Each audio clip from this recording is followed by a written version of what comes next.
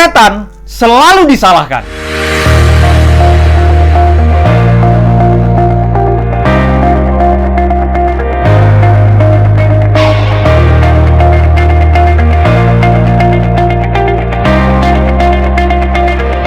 Di video kali ini, saya ingin membahas tentang orang-orang Kristen yang sedikit agak aneh, tapi semoga mereka cepat bertobat.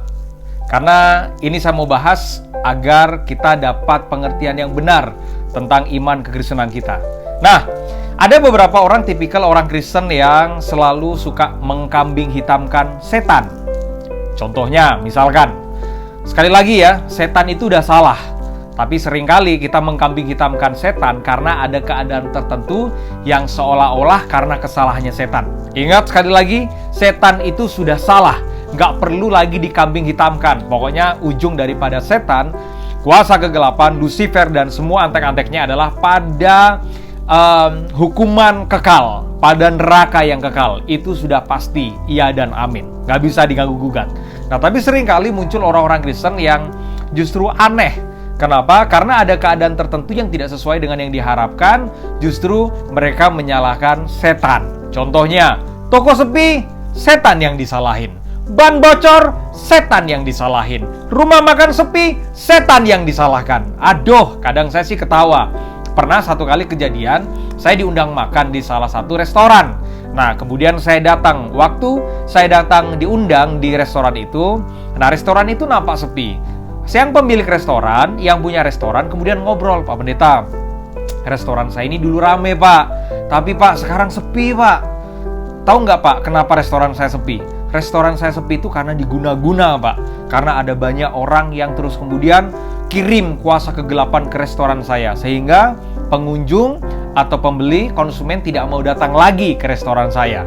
Sehingga restoran saya sepi, Pak. Tapi, Pak, setiap Jumat, Pak, saya selalu panggil pendeta, kadang kalau nggak Sabtu atau sehabis ibadah, untuk pendeta berdoa buat restoran saya, supaya restoran saya ramai kembali." Nah, itu yang kemudian dia katakan. Sang pemilik restoran ini bilang sama saya, bahwa restorannya sepi, itu karena diganggu oleh kuasa kegelapan dengan orang-orang yang tidak suka. Yang jadi pertanyaan saya adalah begini, loh, si bapak ini dan ibu ini kan anak Tuhan. Kok bisa anak Tuhan masih bisa diganggu dan kalah sama setan? Itu yang jadi bahan pertanyaannya. Nah, setelah kami ngobrol, tidak lama kemudian suami istri ini dengan pelayannya kemudian membawa makanan yang saya sudah pesan karena mereka berniat untuk menjamu saya makan.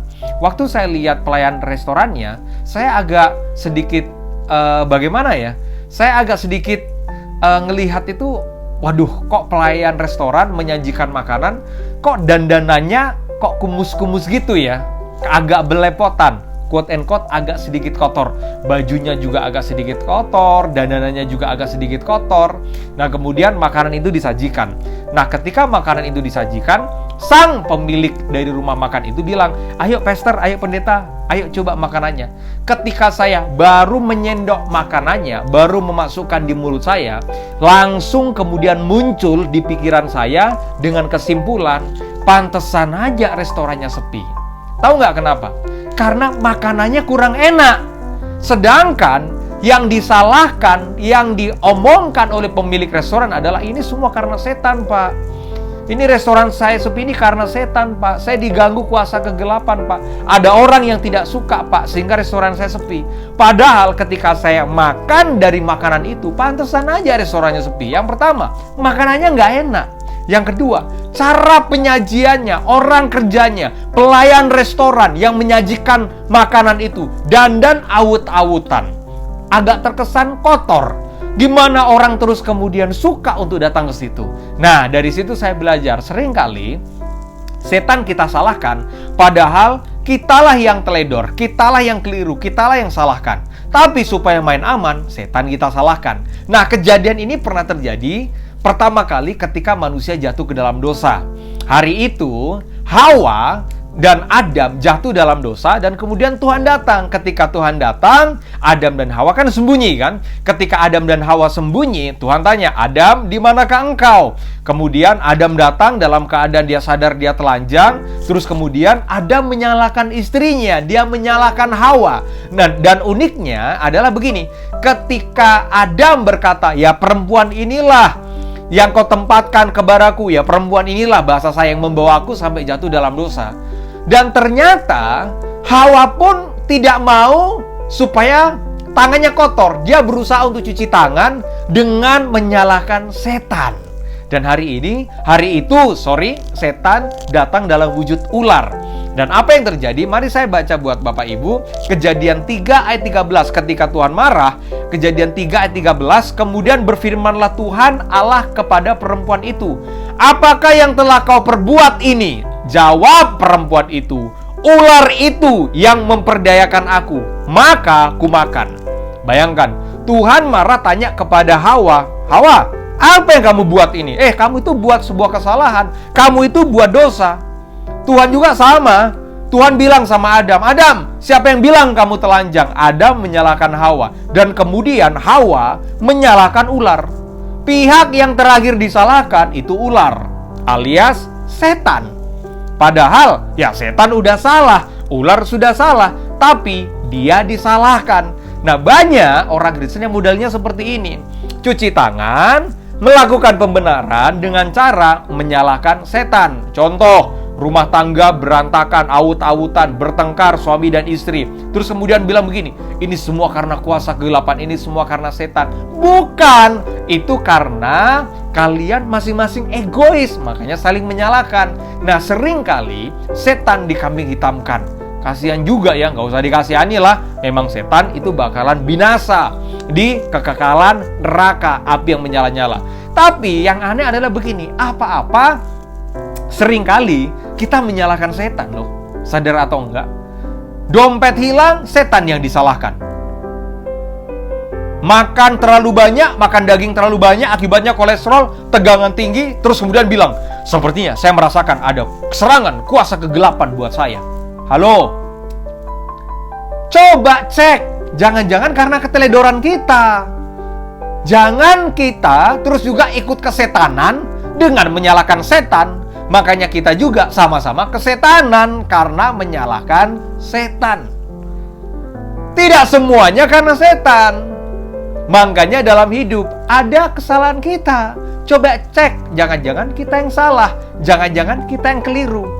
Kalau kita tahu kita yang salah, kita yang keliru, apa yang harus kita lakukan? Bertobat. Berubah. Punya cara pandang yang benar. Kerja sungguh-sungguh supaya restoran rame. Kerja sungguh-sungguh supaya toko sepi. Cara melayani konsumen harus dengan baik. Coba cek, kenapa sepi? Coba cek, kenapa terus kemudian nggak rame? Coba cek, kenapa rekening kita kayak terjun payung, kosong? Ya mungkin karena kita malas. Jangan apa-apa setan yang disalahkan. Ya, jangan apa-apa setan yang dikambing hitamkan. Kita perlu bertobat dari blaming others peoples atau blaming others.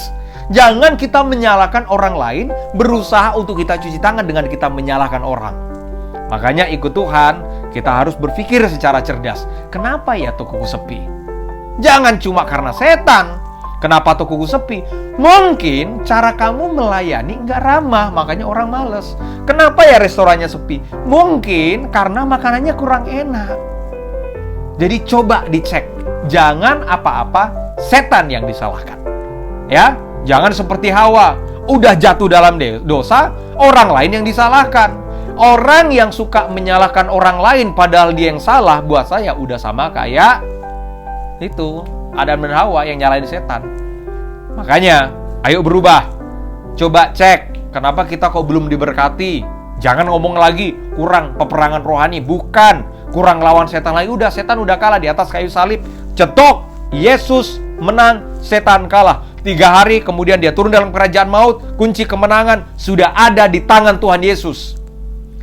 Jangan bilang lagi, "Pak, setan masih menang." Pak, enggak, setan sudah kalah. Makanya kita perlu proklamirkan, deklarasikan bahwa kita menang, setan kalah. Tapi yang setan sudah kalah jangan apa-apa, karena unsur kelalaian kita, unsur kebodohan kita, unsur kekeliruan kita, setan lantas kita salahin. Jangan, kitalah yang perlu berubah. Oke? Tuhan memberkati.